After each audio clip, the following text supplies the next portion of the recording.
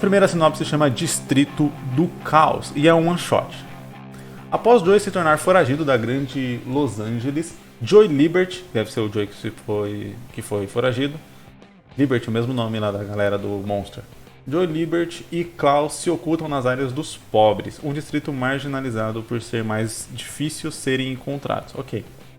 Os protagonistas querem dominar a área da grande gangue Brugges. Será que era pra ser burguês? Enfim, da grande gangue... Nossa, esse é um trava-língua. Da grande gangue Brugges. E se preparam para uma dura sangrenta batalha contra o tenente Z-313, que eu poderia ler Zé, o Zé-313, que se tornou um androide misteriosamente. Ah, então a história é meio que futurista. Ah, legal. Uma coisa que eu faria aqui nessa sinopse, ou seria nessa história, nesse mangá, ou seria juntar o lance de eles serem foragidos diretamente com algum acontecimento da trama ali que justifique talvez esse objetivo, ou a luta deles com o Z-313, ou alguma coisa que o Z-313 poderia fazer contra eles, para que isso amarre a história. Eu sempre falo sobre a história ficar o famoso amarradinha, que é quando todos os pontos da história eles estão conectados, né? Amarrados, daí vem da onde surgiu essa expressão. Então você tem vários pontos, várias coisas que você coloca na história, e algumas dessas coisas às vezes podem ser uma ponta solta, ou seja, que não está amarrado. E isso é quando aquele ponto ali ele não parece servir para muita coisa. Vamos analisar essa história de novo. Então a gente tem dois personagens que são foragidos e eles vão para o distrito dos pobres para não serem encontrados pela polícia. Ponto. Eles querem dominar a área lá de uma gangue e derrotar um cara que virou um androide.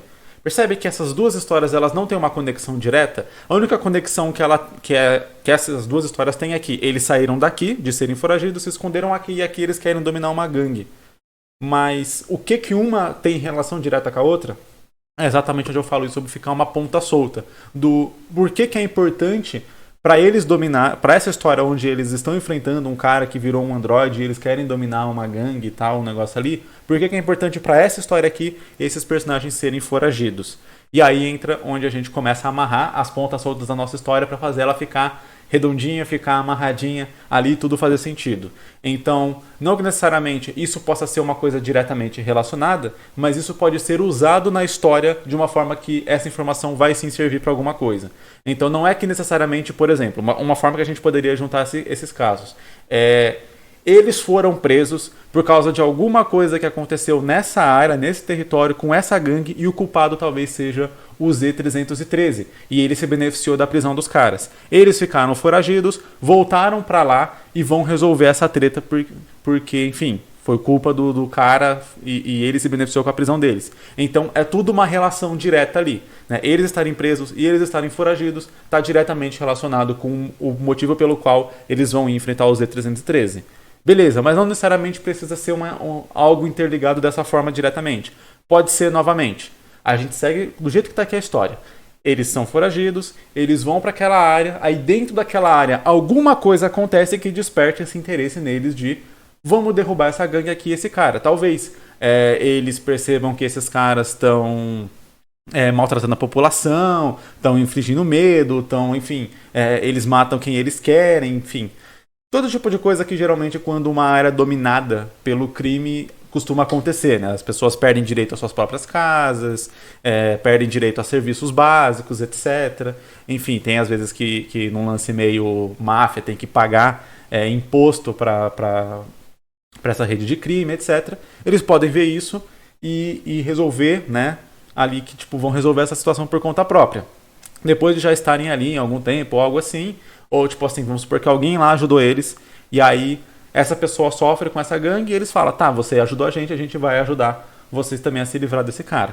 Mas fala, tá, Jesus, continua sem conexão direta com o lance deles estarem foragidos. Mas aí, quando eles conseguem, de repente, mexer com essa gangue podia atuar ali porque eles tinham uma certa conivência com a polícia corrupta, etc. Descobrem que esses caras estão foragidos, aí a gangue traz a própria polícia ali para vir prender eles. Então, por mais que a história não esteja diretamente relacionada o fato de eles serem foragidos com o fato de eles derrubarem a gangue, mas a própria gangue ali, a própria trama que vai acontecer, vai usar o fato de eles serem foragidos para trazer um novo desafio para a história, ou seja, vai amarrar ali todos os pontos que estão sendo apresentados nessa história.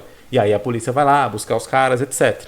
Então, uma coisa que eu faria é isso, pega os pontos, as coisas que em qualquer história, não só necessariamente nessa sinopse que eu estou analisando aqui, mas em qualquer história, pega os pontos que você criou e se pergunta se todos esses pontos eles estão amarrados aqui na nossa metáfora com os acontecimentos da história, com as coisas que vão acontecer, com a própria ordem dos fatos, né, e dos outros acontecimentos, das coisas que você quer fazer na sua história de um modo geral. Tipo, não apresente algo só por apresentar, digamos assim. Você fala, eu tenho esses personagens aqui e eu quero fazer eles derrubarem uma gangue, mas pô, de onde que eles vieram? Pô, eles podem ter vindo direto ali do território que está sendo dominado pela gangue.